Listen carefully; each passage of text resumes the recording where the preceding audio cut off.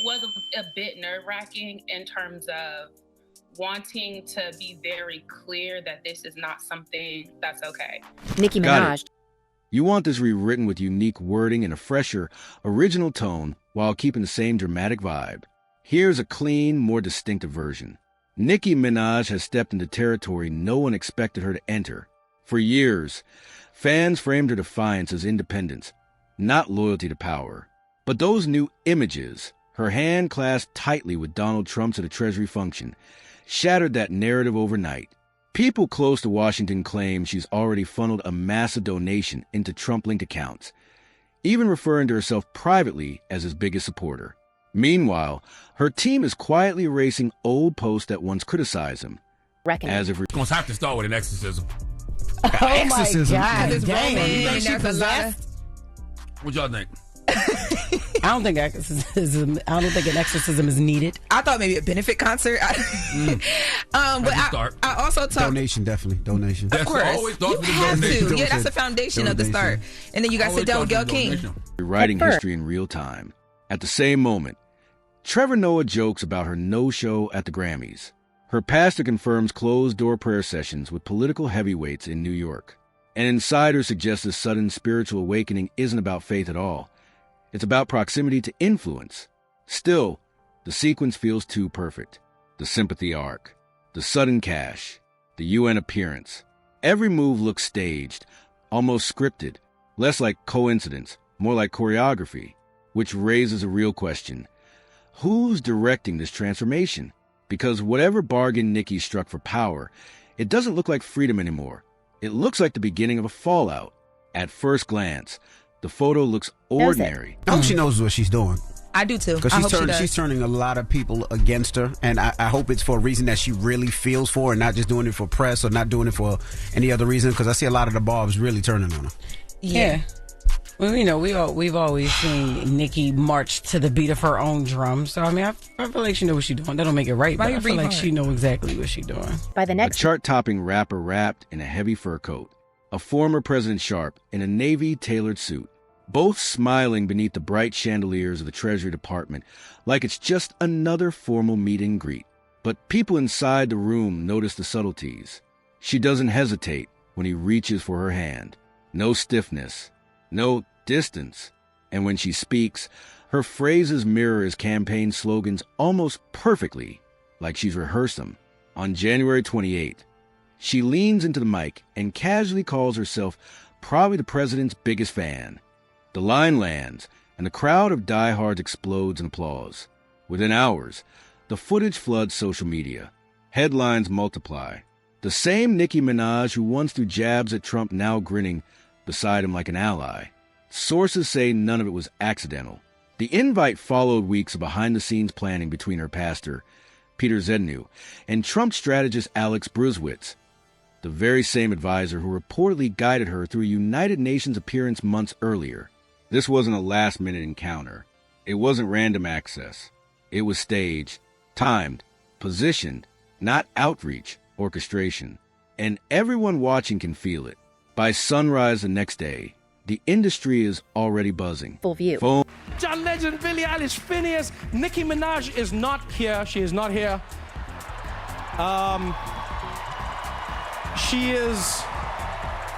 She is still at the White House with Donald Trump discussing very important issues. Phones won't stop ringing. Label executives, publicists, touring partners, everyone is asking the same thing. When did she switch sides? Clips from old interviews start resurfacing. In them, she openly criticized Trump, calling him reckless, even dangerous. Screenshots of deleted tweets reappear like ghosts, showing her condemning his immigration stance. People remember her saying she'd never back him, that his presidency felt like a threat to families like hers. Now the message is completely different.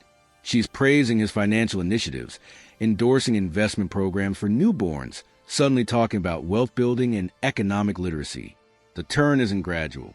It's abrupt, too clean. It doesn't read like a political awakening.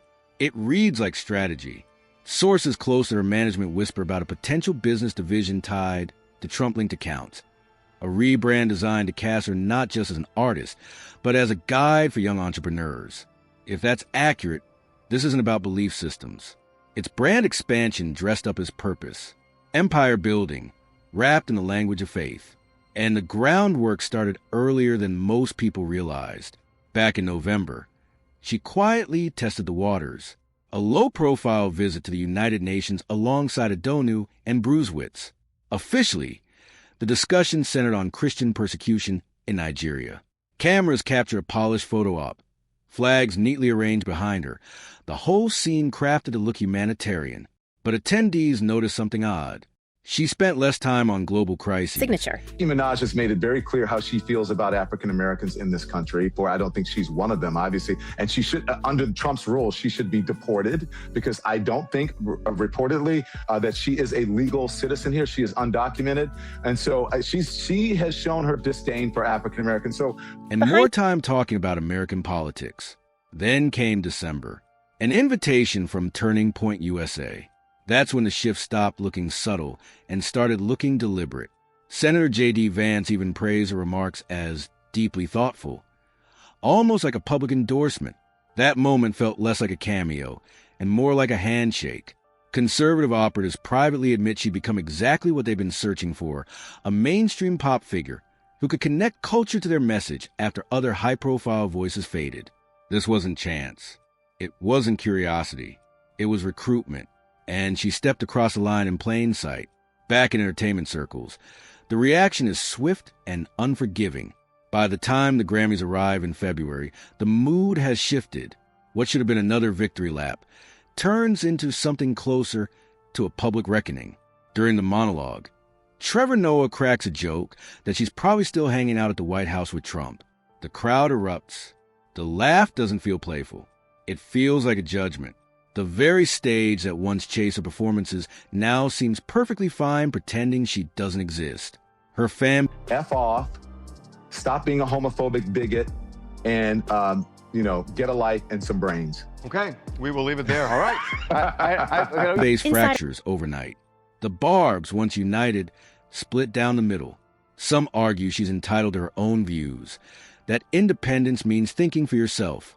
Others flood her pages with angry edits and betrayal memes, accusing her of selling out and turning her back on the people who helped build her career. Behind the scenes, the consequences get more practical. A senior producer at a major streaming service quietly admits her prime playlist spots might not last a quarter. This isn't just controversy, it's exile. And the industry is clapping while... I thought that was fair commentary, but Nicki Minaj thought otherwise. Now, Lauren LaRosa, LL Cool J, read what she tweeted about the Breakfast Club. She said, Charlamagne, did you put that bleaching cream on your too? Did you? She then tagged the President of the United States and asked him to lock us all up. Imagine if you called yourself Shrump the God. Public. Nicki doesn't respond with a press release or a sit-down interview. Instead, she doubles down. She reposts clips from the Treasury event, adds Bible verses, prayer hands, hearts, then nothing. Total silence for 3 days. Long enough for speculation to spread unchecked. One source says her team advised her to let the outrage exhaust itself. Another claims she's taking calls from conservative donors eager to position her as their cultural ambassador. What unsettling